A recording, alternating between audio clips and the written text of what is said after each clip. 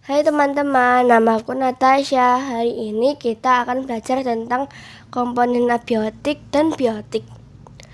Di dalam ekosistem terdapat dua komponen penting, yaitu abiotik dan biotik. Kedua komponen tersebut merupakan penyusun ekosistem. Komponen abiotik adalah segala benda mati atau bernyawa di dalam lingkungan ekosistem, seperti air, tanah, batu, angin, dan udara.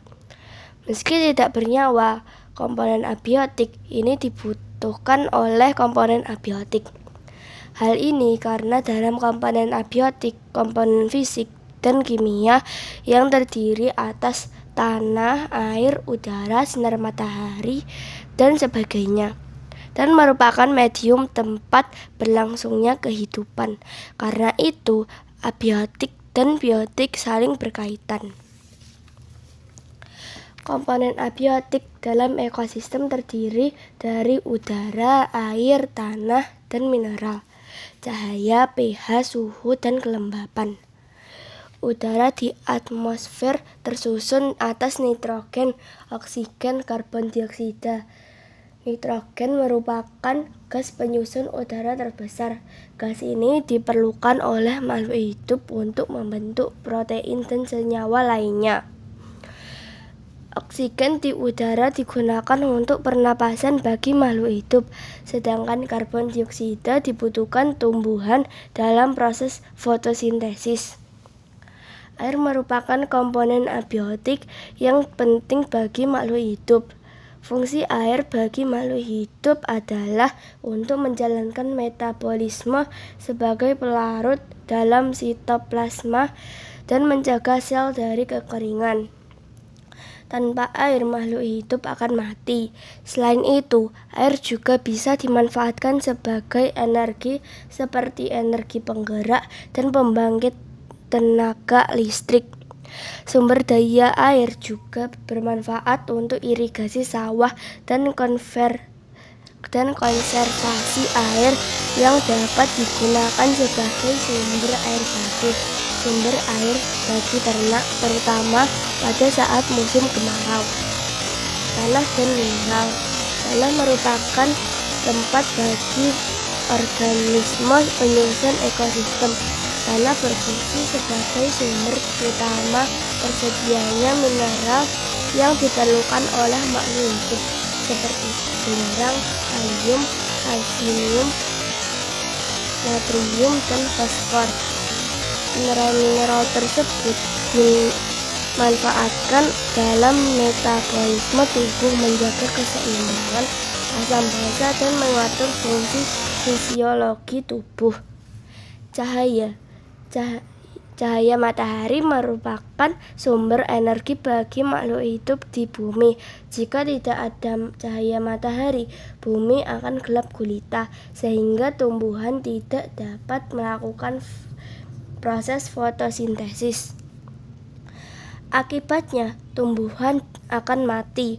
Jika tidak ada tumbuhan yang hidup, maka hewan dan manusia pun tidak pernah ada di bumi ini karena tidak terdapat bahan makanan. Kegunaan cahaya matahari bagi makhluk hidup antara lain menghangatkan tubuh, menerangi bumi atau lingkungan. Energi panas dari matahari dapat berfungsi untuk mengeringkan pakaian atau lain-lainnya. pH merupakan komponen abiotik yang penting sebab memengaruhi tingkat kesuburan perairan dan memengaruhi kehidupan makhluk hidup di dalamnya. Suhu dan kelembapan. Suhu lingkungan ditentukan oleh banyaknya sinar matahari yang diserap oleh komponen penyusun ekosistem.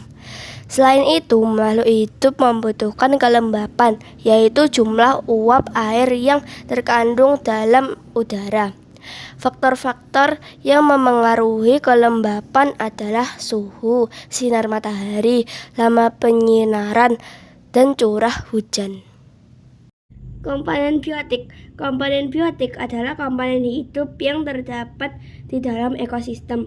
Komponen biotik terdiri atas makhluk hidup seperti hewan, tumbuhan, manusia, dan mikroorganisme. Ciri-ciri makhluk biotik adalah bernapas setiap saat, tumbuh, berkembang biak, membutuhkan makan dan minum. Contoh komponen biotik: rumput, ganggang, tumbuhan paku, tumbuhan biji, tumbuhan lumut, buah, bunga, burung, semut, dan manusia.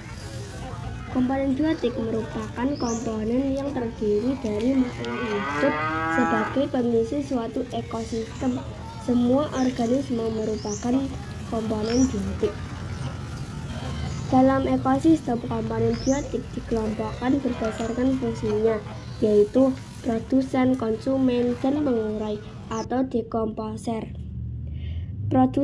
Produsen merupakan makhluk hidup yang dapat membuat makanannya sendiri, sehingga disebut sebagai autotrof. Contoh produsen adalah ganggang, bakteri, dan tumbuhan hijau yang memanfaatkan sinar matahari atau energi kimia untuk membuat makanan. Semua tumbuhan hijau termasuk produsen karena menghasilkan makanannya sendiri melalui proses fotosintesis, yaitu pembentukan karbohidrat dari karbon dioksida dan air dengan bantuan sinar matahari. Daun, batang, dan akar atau buah berfungsi untuk menyimpan makanan hasil proses fotosintesis. Tumbuhan dapat melakukan fotosintesis karena memiliki klorofil atau zat hijau daun. Konsumen adalah makhluk hidup yang memanfaatkan bahan organik dari produsen untuk menjamin kelangsungan hidupnya karena tidak dapat membuat makanannya sendiri atau disebut juga heterotrof. Contoh konsumen adalah manusia dan hewan. Pengurai dan dekomposer. Pengurai adalah makhluk hidup yang mengurai kembali zat-zat yang semula terdapat dalam tubuh hewan dan tumbuh yang telah mati. Dari proses penguraian akan dihasilkan zat-zat hara yang dimanfaatkan kembali oleh produsen. Contoh pengurai adalah bakteri dan jamur. Demikianlah teman-teman presentasiku tentang komponen biotik dan abiotik. Terima kasih sudah belajar bersamaku.